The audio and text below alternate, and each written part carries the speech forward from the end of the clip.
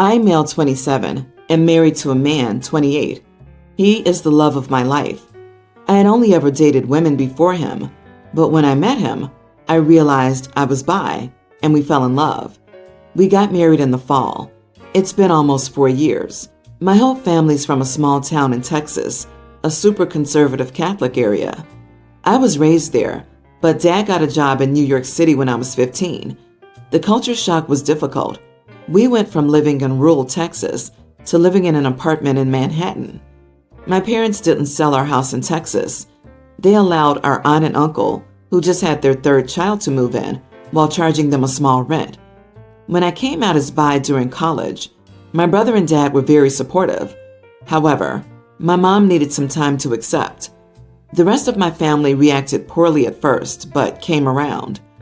During visits, we stayed with my aunt and uncle at my old house, but because we weren't married, we weren't allowed to share a bed. We didn't argue. We both would rather make peace. Visiting since, instead of staying with my aunt and uncle, we would rent a motel room. During the global issue, we did not visit them. But this summer, my parents and bro decided to go revisit my hometown for 2 weeks and invited my husband and me. I wanted a motel again, but my aunt and uncle insisted my brother, husband, and I stay with them. The first night's sleeping situation was discussed after my cousins went to bed.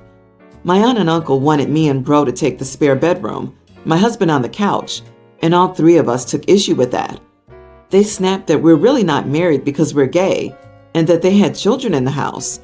They said that it would be a bad influence on their kids. This hurt my husband's feelings and he started crying and ran out of the room. When my husband ran out, my uncle dared to start laughing. That's when I saw red. I started cussing them out so loudly that my young cousins came to investigate. I told them that if they didn't apologize to my husband immediately, then I was going to tell my dad what just happened, and I was going to make sure to have them kicked out of the house that was still in my parents' name. My bros seconded everything I was saying. They started backtracking and saying that we were still welcome in their house, but we had to follow their rules. I responded that it wasn't really their house.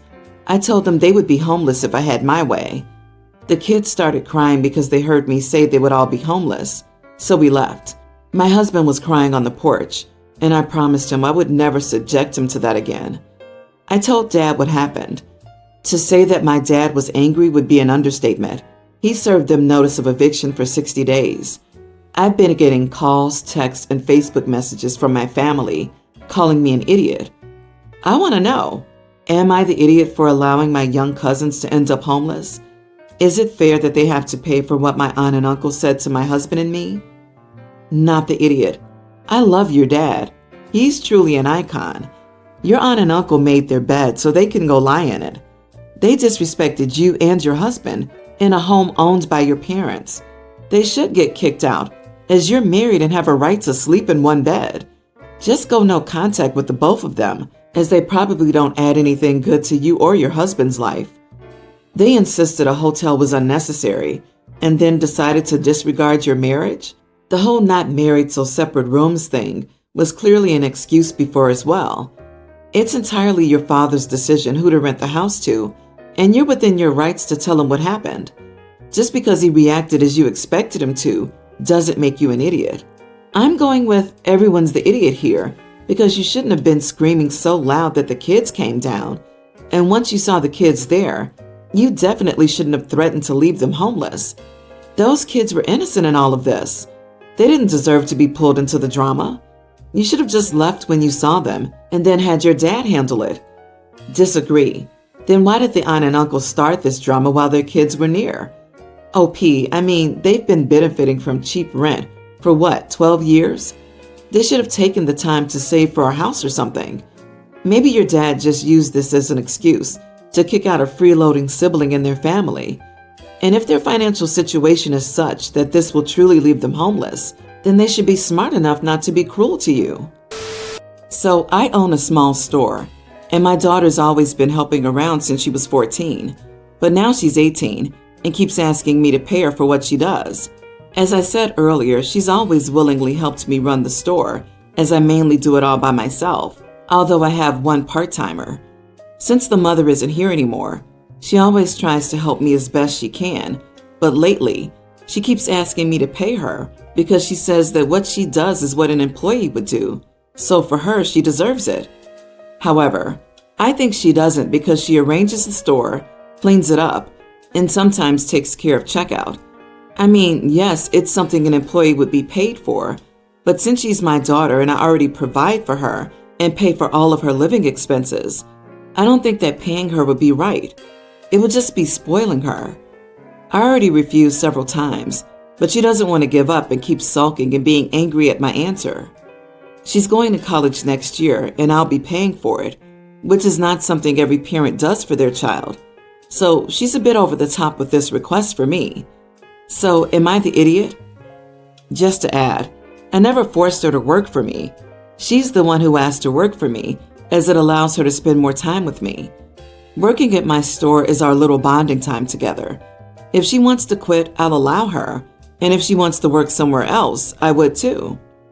I never told her that I wouldn't pay for her college if she stopped working for me, and I constantly pay for anything and everything she asks me for. I give her spending money if she asks. If she wants new clothes or wants to buy something she found on the internet, I would buy it for her. If she asks me to do something with her, I do it. She's my only child and daughter, and I try my best to treat her as best as possible. You are the idiot. She's doing the work of an employee. Inventory, custodial duties, and customer service are a job. Children are not supposed to be your aides by default, just because you house and feed them. Those things are your job as a parent. Heck, it's normal for kids to get an allowance for simple household chores. She's helping you run a store. Give her the proper compensation. You feel proud of yourself for providing your child with housing and fulfilling the bare basic requirements of a parent. Pathetic. Donate to your daughter's work. Or don't be shocked if she eventually finds a new career that pays her, leaving you to fill the vacuum due to your petty behavior. Also, you're paying for her college. Well, who else is going to, since you've monopolized her employable time to serve you in your store without payment, when she could have been doing the same job somewhere else and been getting paid and saving her own money? Going against the grain here, not the idiot. Draw up a list of living expenses that you currently provide her and stop them. She's 18, and you're no longer legally required to do so. Be sure to include college tuition and living expenses in there. Now list how much you would pay her as an employee, tax withholdings, etc. Show her the two balanced scenarios and let her pick which one she wants to choose. My sister, Marie, 29, and her husband, Zach, 40, had their first child, a beautiful baby girl, 2 months ago. They've been pretty nervous parents, so when my husband, Tom, 42, and I, 37, were invited to meet our niece finally, I was thrilled, except I was worried about Tom making an idiot out of himself. You see, Tom and Marie have always had a hard time getting along because they don't agree on nearly anything. Tom has always gotten a kick out of challenging Marie on their differing views because they're both very opinionated. The thing is, to Tom, it's funny to watch Marie react when he says something to provoke her, and Marie always wants to prove his views wrong. But in his head, because she was in grad school for social sciences, she finished right before having her baby, and is knowledgeable about the topics that Tom wants to argue about, Marie shouldn't have a problem debating him because it's her job. In the past, both Tom and Marie have initiated these arguments, and they have each been guilty of taking it too far. But since she got pregnant and had a baby, Marie has calmed down a lot, whereas Tom still tries to bait her into debates about touchy subjects, mainly politics and personal views. This got to a point where Marie blocked him on all social media a few months ago. Before visiting, I asked Tom to be nice to Marie and Zach and not start anything. Tom said that he would try his best. I told him I would be very upset with him if he tried to bait Marie or Zach into an argument. Tom started out the evening pretty strong and kept to himself until it was revealed that Zach would be the one to stay home with their daughter. Then Tom made a comment like, "Oh, I thought Mom was supposed to do that." Zach said that it was pretty misogynistic for Tom to say that, and when Tom asked how, and Zach told him that moms can have careers too, and Marie shouldn't have to give up all the hard work she just did, Tom started on a tangent, and Marie cut him off and told him to either quit or leave because she was done entertaining his nonsense. Tom laughed it off, but it was still very awkward after this. We didn't stay for long, and when we got home, I told Tom that I was done with him embarrassing me and that he's not allowed to join me whenever I visit Marie again, if I'm even invited back. I told him that it doesn't make him look smart when he always insists on having these conversations, that it just makes him look like a butt and me like a fool. Tom said I'm blowing this way out of proportion and that it's not his fault that they got so offended, and that if anything, they were rude to kick him out over his opinion. But Marie didn't do anything to him this time. She didn't snap back at him. She didn't call him names. She just asked him to stop. Am I the idiot? Am I being unreasonable? Not the idiot. Tom sounds like the kind of guy who likes to pick fights just to see the fallout because it's ultimately about control. He likes seeing his effect on people and seeing them get upset over something he says. Adults can control themselves as well. Adults also take responsibility for their actions and try to better themselves without saying, it's their fault they got offended at something I said. This is toddler stuff. Tom needs to grow up and realize that I'm an intellectual and must therefore debate everyone all the time. Stopped being cute in high school. It also sounds like he's intimidated by a woman having more of an education than he has. I get the vibe that he feels like he can school her at something that she's studied for years because he's a man. Also, when it comes to people's personal lifestyle choices, you don't get to have a debate. It's no longer an intellectual exercise. You're just being meddlesome and rude at that point. The dude needs to get over himself and stop making stupid excuses. I can tell you how this story ends. They stop inviting you. You don't see them. A pattern starts where everyone around you's the problem, not your spouse. More people cut you out. Him because he sucks. You for sticking around and by doing so, supporting him. So they cut you out too.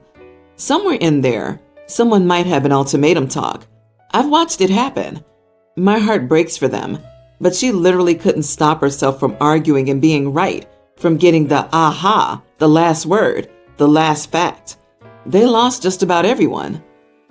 Honestly, she's the kind of idiot for bringing this idiot to visit her sister postpartum. Tom said he would try his best, which should have been a red flag that the visit wouldn't go well. It amazes me how many folks marry complete idiots. I'm still close to my ex's mother. Whenever I'm having issues with my ex, she usually helps us figure it out. Recently, my son, who's a very young child, has been refusing to go see his dad. He cries and tries to hide whenever he's supposed to leave. My ex is blaming me, but my son told me he doesn't want to go because he doesn't want a new mommy, and his dad's fiance said she would be his mommy the last time he stayed with him. I brought it up to my ex, and he told me it was my fault and that he didn't want this life for our son, but I gave him no choice. The only solution he's offered is that we could be a proper family again, which isn't helping. My own family hasn't been helpful as they agree with my ex, so I felt like the only person I could tell was his mother. I didn't anticipate how angry she would be with him and his fiance, but she's no longer supporting their marriage, and my ex is furious at me. He thinks I twisted the situation to make them look bad, and he accused me of bringing chaos into his life from the start. He also said I was childish because I couldn't solve our issues without involving his mother every single time, and kept taunting me by asking me if I was so scared of him and the truth. Am I the idiot? Whoa, your ex is engaged, yet says you two should be back together? Geez, tell the fiance. Mini problem solved. What a loser. Not the idiot, OP, and I'm sorry you're dealing with it. Yeah, I'm sorry. I would totally send the new mommy a text with the information that he's prepared to dump her on a whim. I'm also wondering why your son's reaction is so strong. Getting the mother involved sounds like a bad idea, but she is the grandmother, so it isn't unusual that she would know about his life and worries. Your ex is manipulative and possibly even abusively trying to force you into a corner of being with him again. This behavior is very likely why you broke up with him in the first place and why your ex's mother has to keep acting as a mediator. Dangerous people always call you a coward and childish when you don't want to give them the opportunities to steamroll you or hurt you or bully you. If anything, you need to put more protections and limitations on your interactions with him, not less. Have you explained to your son that a new mommy doesn't mean he's losing you as his mommy, and that he doesn't have to call the new wife mommy? He might not understand that he's not losing you. He can call her bonus mom. May I suggest counseling so a third person with an unbiased opinion can help out? If the ex doesn't go to counseling, I think it's time to talk to a lawyer before something crazy happens, like the ex and his fiancé refusing to give you your son back. My husband and I were at my sister-in-law and brother-in-law's house with our nearly adult son, and we'll call him Adam. My mother-in-law and father-in-law and the nieces and nephew were all there. We were hanging out when my sister-in-law said, "Dinner's almost ready. Kids, wash your hands, and Adam, wash your face too." My son said, "What's that supposed to mean?" He sounded annoyed, but he didn't get loud with her. Sister-in-law said, "You need to wash your face. You're all oily. It's just manners."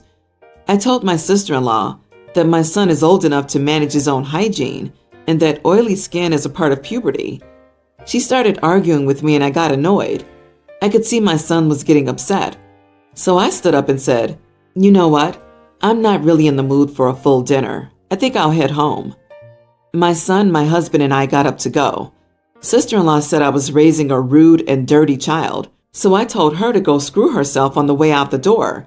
She argues that because she has 3 kids to my 1 and I work, she has more experience hours than me, which I think is ridiculous. Obviously, she's angry, and my husband said I ceded the moral high ground with my parting remark. I was just so mad. Who does she think she is? Anyway, am I the idiot? Not the idiot. Nah, no way I can call you an idiot. I'm kind of actually applauding you for sticking up for your kid. She was rude, out of line, and tried to embarrass your kid. It's amazing how people with bad manners try to be the manners police. She should go wash her own face. What your sister-in-law said was insensitive and rude on many levels. Your kid is almost an adult and doesn't need cues and reminders like a toddler.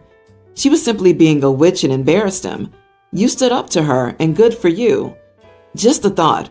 Sister-in-law is getting cheap pharmacy gift baskets full of crappy soaps and badly perfumed bath salts for every Christmas and birthday, since she's so concerned with being clean. The temptation is strong. Honestly, I feel super sorry for her kids if this is how she acts. She's probably going to give them at least a few complexes.